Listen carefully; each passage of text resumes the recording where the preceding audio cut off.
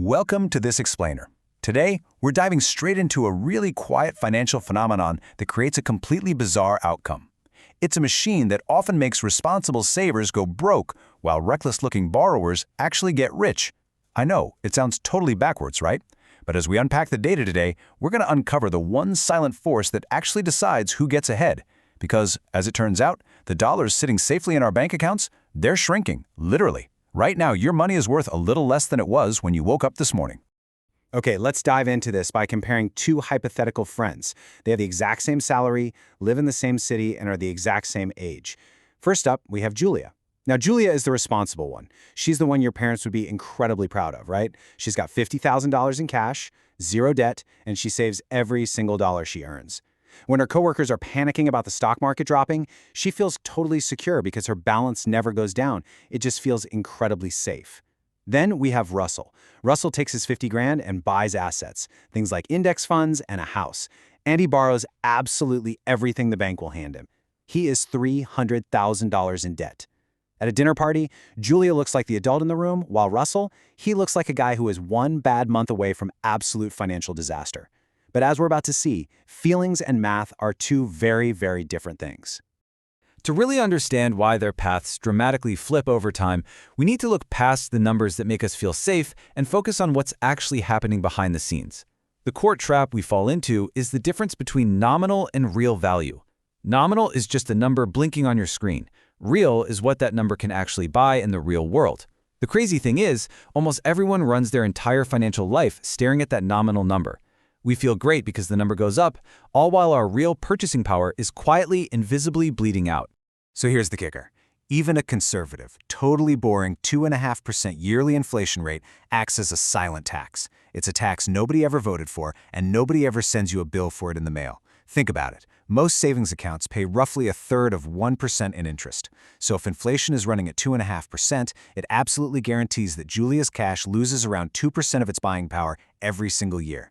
She is essentially being charged for the privilege of holding cash, but she can't see the charge because her nominal balance keeps ticking upward. She is literally going backwards while standing perfectly still.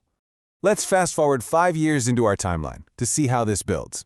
On paper, Julia gets a nice, respectable 3% raise at work. She celebrates it, but what she didn't notice is that the prices of everything around her went up more than 3% that year. So that raise? It's actually a pay cut illusion.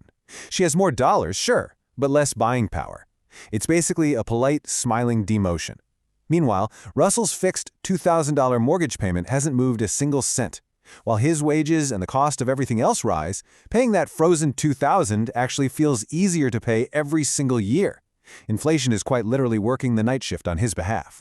Now, what's truly fascinating and honestly a bit terrifying is how the math absolutely crushes Julia by year 10.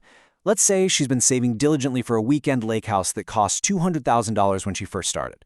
She runs the savings race perfectly. She never misses a payment to herself.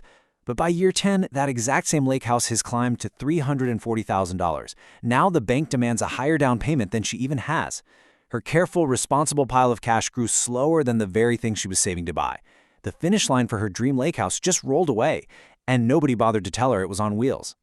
And yet, if you ask Julia, she assumes she's winning because her account balance is the highest it's ever been.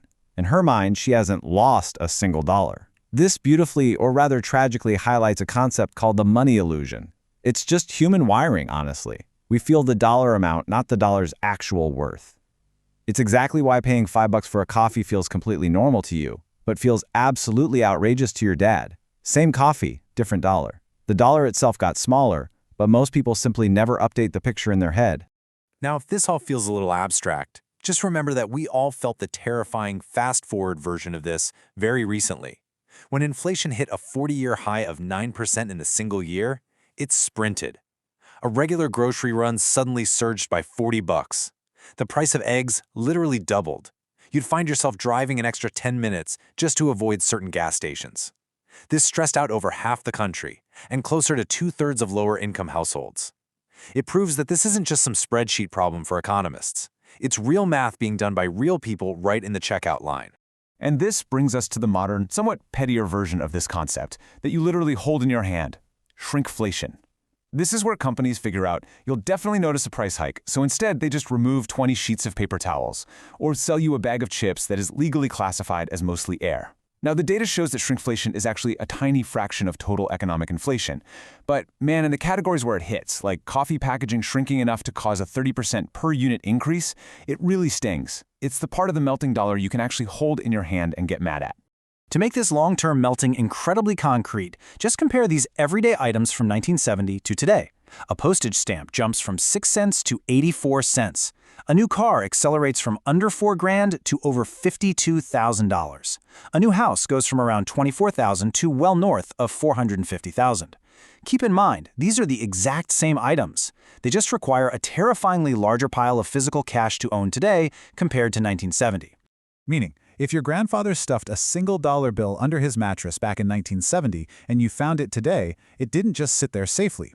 It lost roughly 88% of its purchasing power. Today, it buys about 12 cents worth of stuff. Nobody broke in and stole it. It just sat there while the entire world repriced around it. That mattress was literally the worst performing investment in the house. So, here is the really uncomfortable truth that forms the engine of our economy. Inflation never actually destroys money, it just moves it. Every single drop of purchasing power that leaks out of Julia's savings is transferred. But to who? Well, it transfers to debtors, who get to pay back their fixed loans with cheaper dollars. It's basically a slow forgiveness program. It transfers to asset holders, whose real estate and businesses just float up on the rising tide. And lastly, it transfers to the single biggest borrower on the planet, the government, slowly shrinking the real size of its massive debt pile. Now, you might be thinking, but wait, what about when interest rates go up?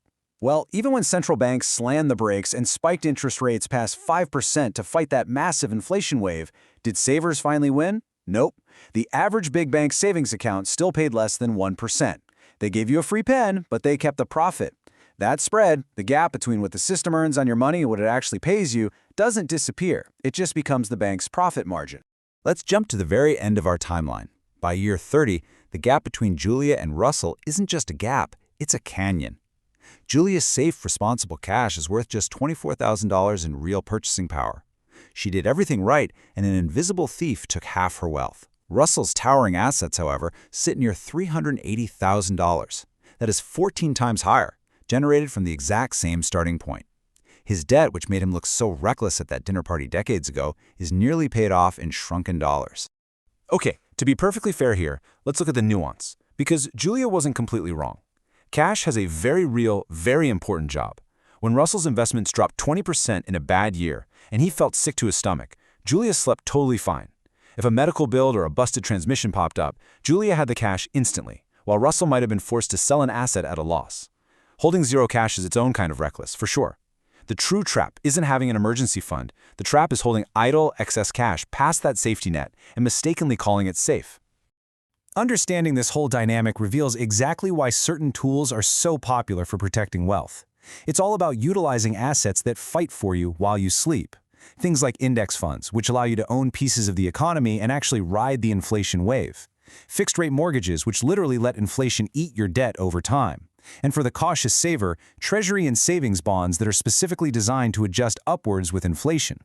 As we wrap up this explainer, I really want you to remember that the dollar is a melting ice cube. You can either hold it and watch it slowly disappear, or you can trade it for something that grows faster than it melts. So the next time you look at your bank balance, or someone tells you how smart they are for keeping absolutely everything in a basic savings account, it leaves you with one quiet, absolutely crucial question to ask yourself. Are your savings genuinely worth more, or do you just have more dollars?